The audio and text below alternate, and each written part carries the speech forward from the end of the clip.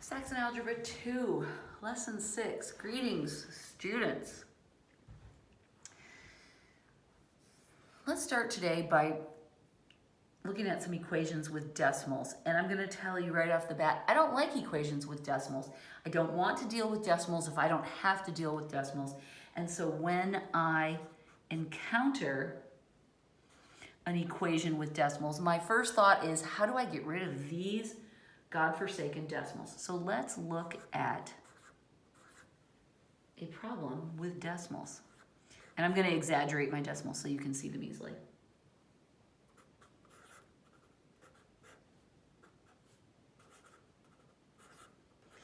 This is a simple enough little equation, but it's just ruined by those decimals. I'm sorry, I don't like them.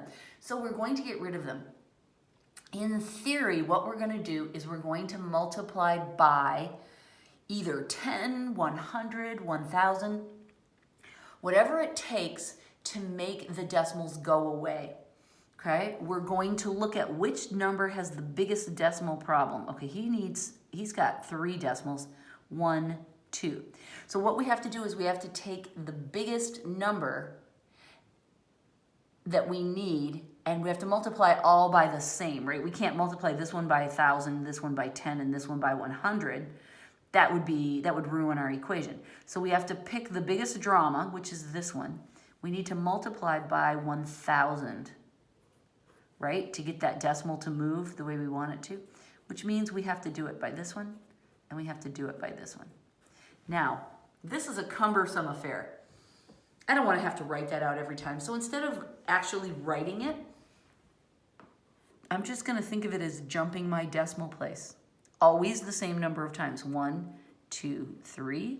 So this is going to become 400. And this is 1, 2, 3.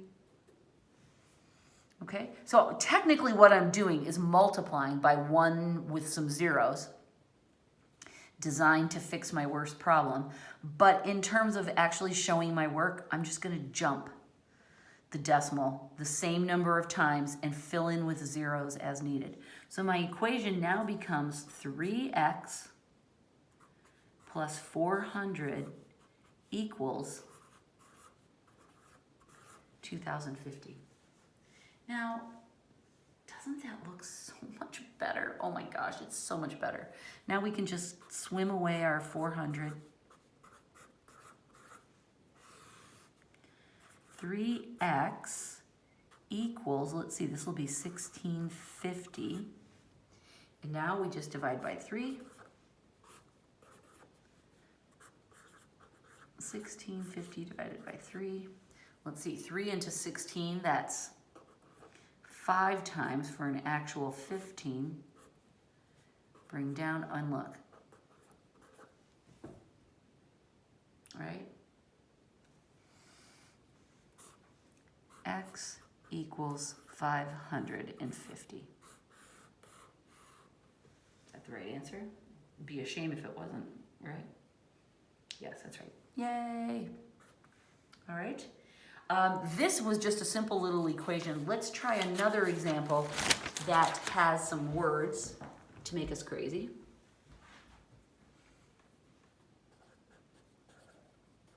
(6.2).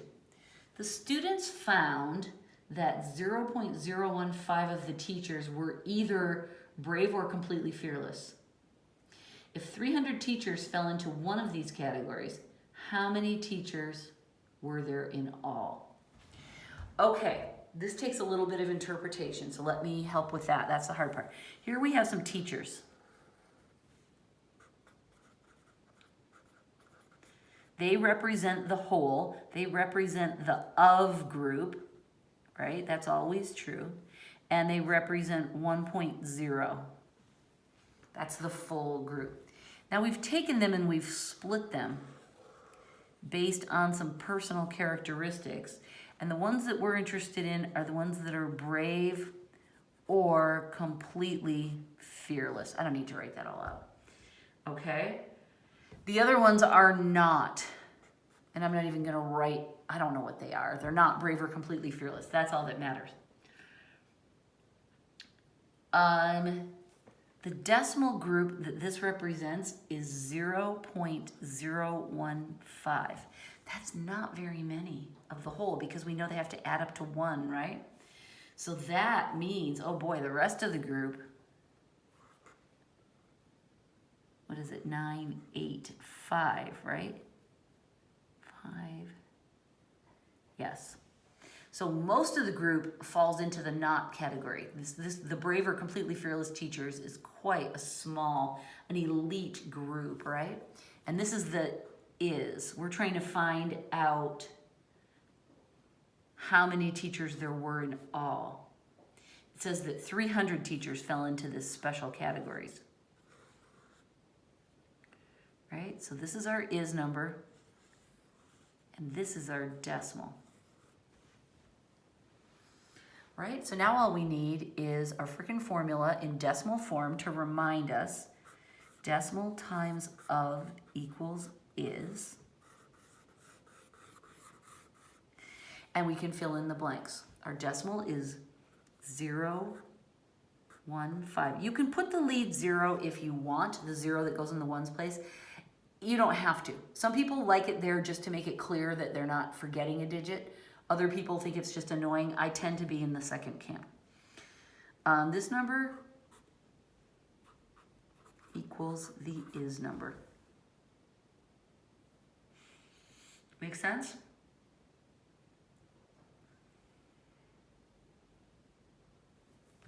So now all we have to do is solve it, but you know what? If we want, we can just make this decimal go away. We're gonna have to jump it 1, 2, 3 times. 1, 2, 3 times, fill in with zeros.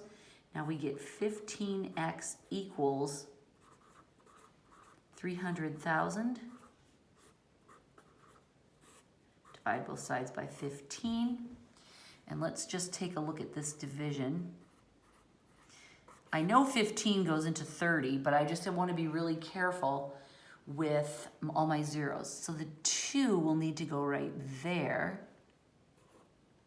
That works out, and that means I have to fill in with 1, 2, 3, 4 zeros. It means that x equals 20,000, and that's how many teachers there are.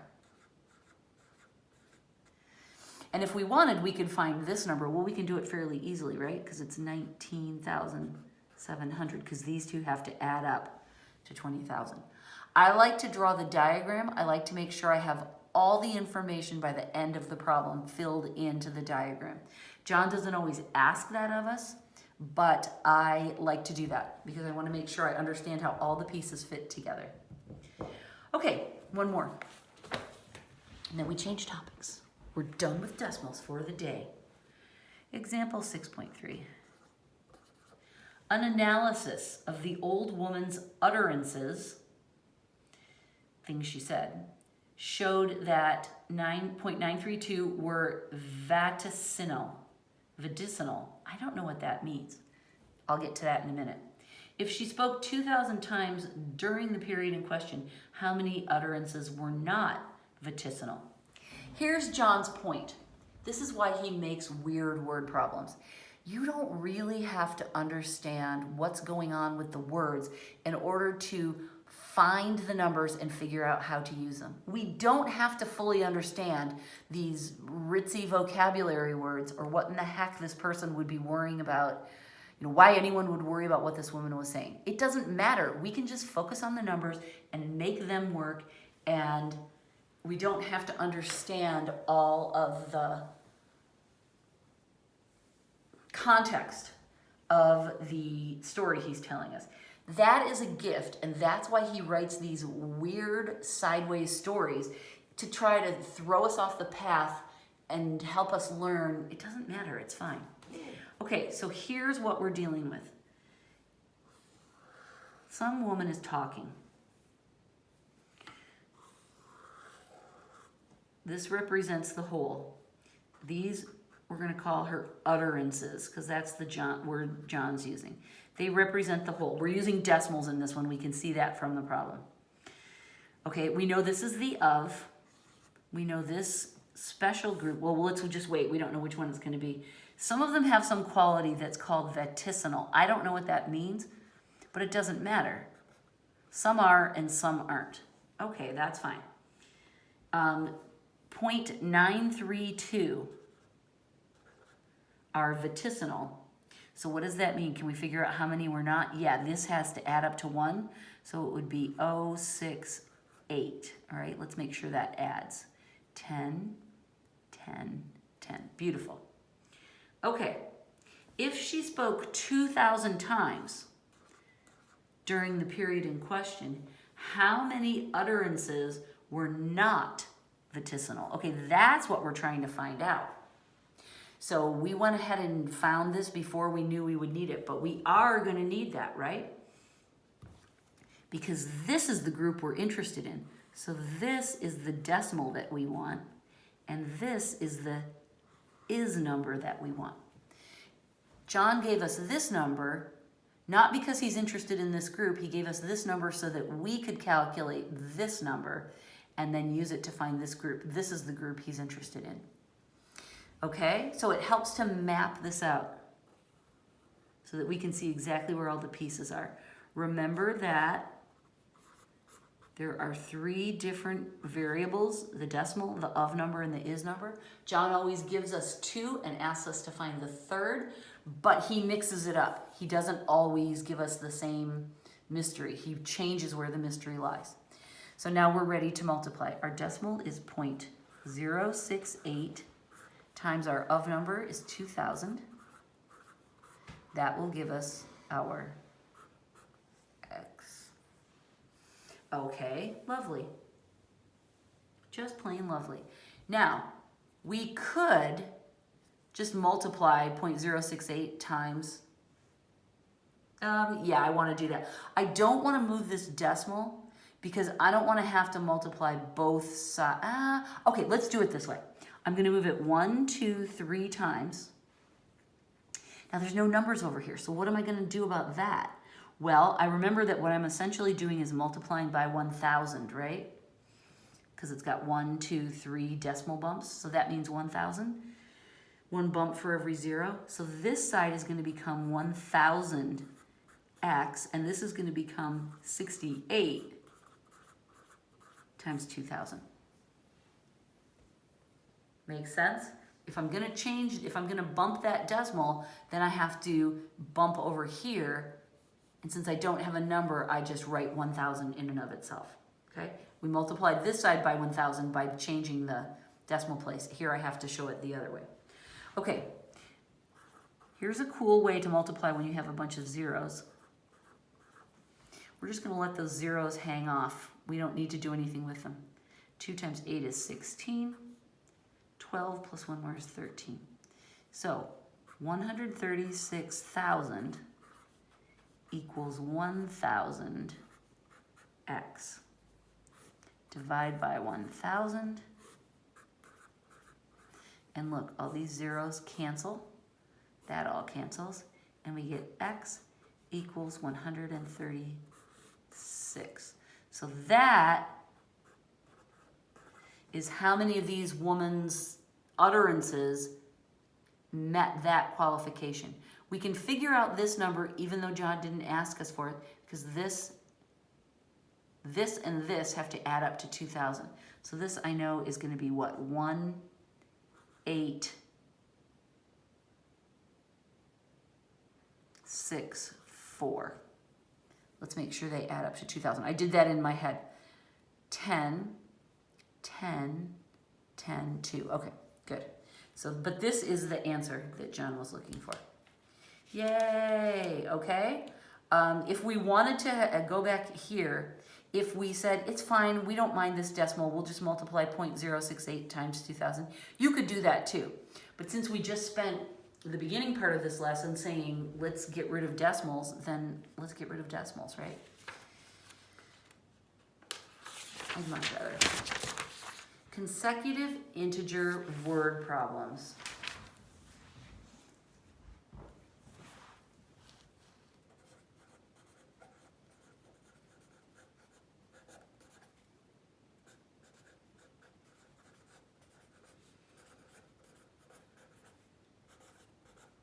We did these last year. Well, we did all of this last year, obviously.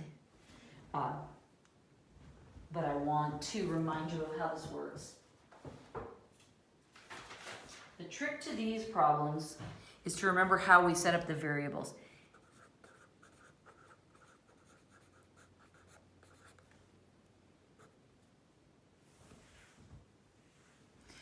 We let the first consecutive, it means we're trying to find like 2 or 3 or even 4 numbers in a row that meet certain qualifications.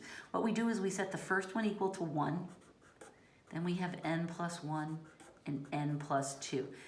That way we know that we're getting a flow of numbers, but we only need one variable, right? If we figure out the first number, then we can easily figure out the rest.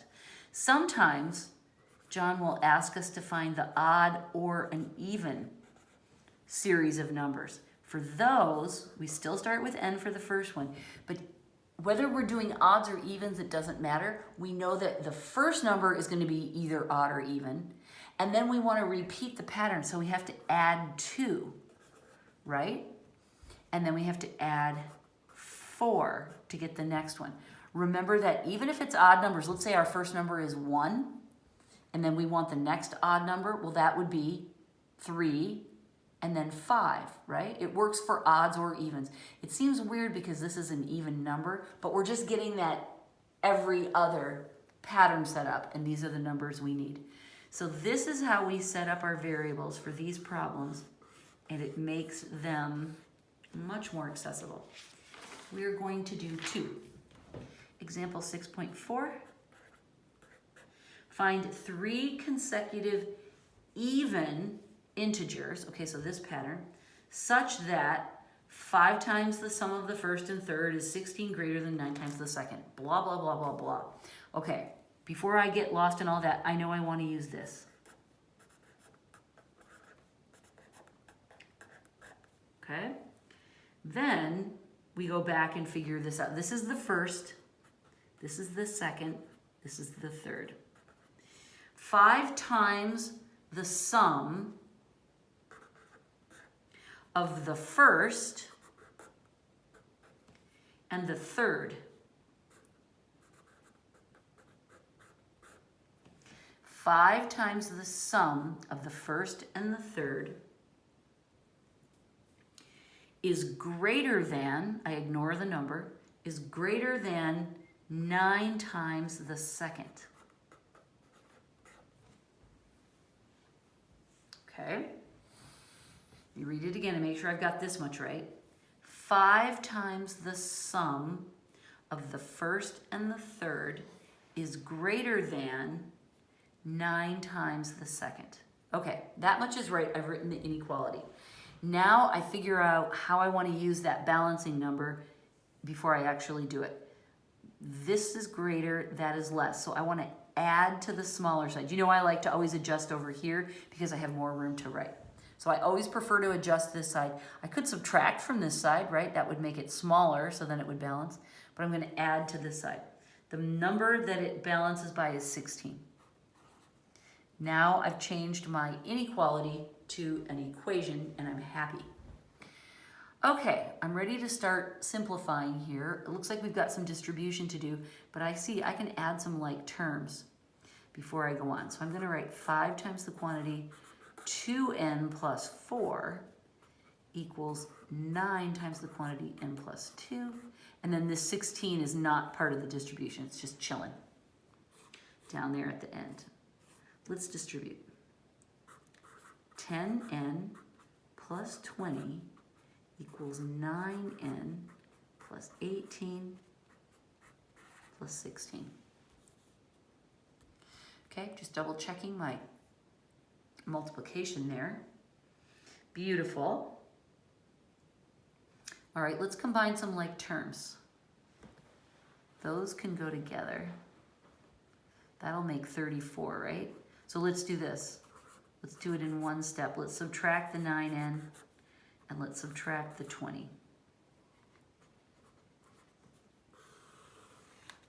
Don't need that, don't need that. N, oh, I love when it subtracts down to 1, so you don't have to divide. 34 minus 20 is 14. n equals 14. That means our first number is, oh no, it's this pattern, right? Yeah. It's 14, 16, and 18. I'm just adding 2 and then 4. These are the three numbers, the three consecutive even integers that fit that crazy pattern that I read to you about. Yay! Beautiful, right? Okay. Do you guys know Ella Cochran? I think you do. She's told me she knows you. She did Algebra 2 last year, but she didn't finish it and she didn't understand a lot of it. So I'm working with her. She was here earlier today. She's up in the 80s, but she still has a ways to go to finish. All right, last problem for this lesson, 6.5. Find 4 consecutive integers, not odd or even, just consecutive, such that blah, blah, blah, blah, blah, blah, blah. Let's write them first. Okay, they're consecutive, so I don't have to skip. There we go. And then this helps me because this is going to match to the language in the problems. Just helps me figure out which variable to use. It's easy for me to get confused because, like, if they say the third integer, I tend to want to say n plus 3. That's not right. It's only n plus 2 is the third. So that's why I like to write this next to that.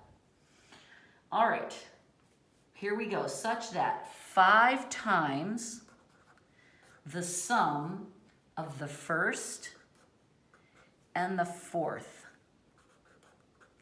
Last time I put little parentheses around that to show it was a separate value, but I really don't need them. When everything's being added, there's no negatives in sight, we're good.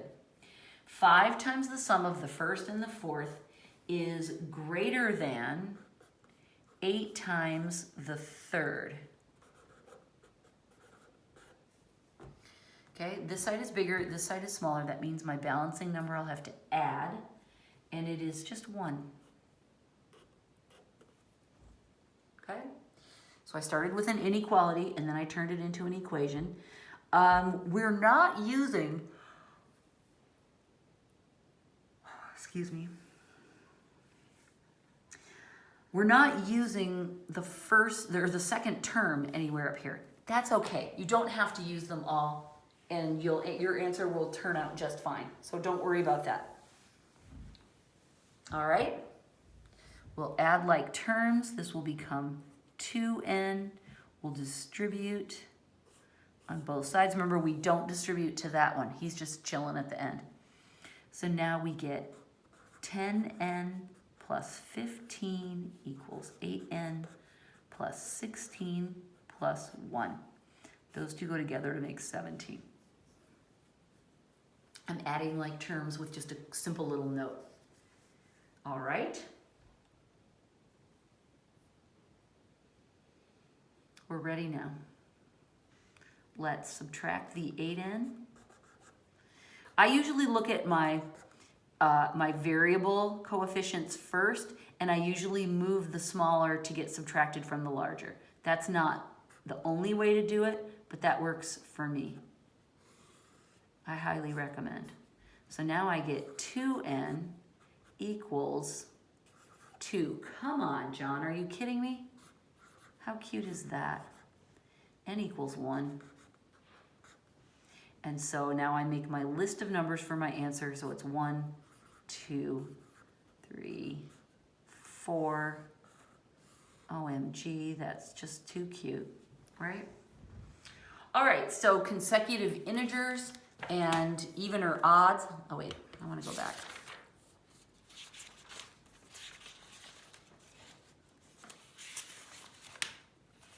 Sorry, Ella's work is in the middle of what I was trying to, what we've been doing, so that's why I'm flipping around here.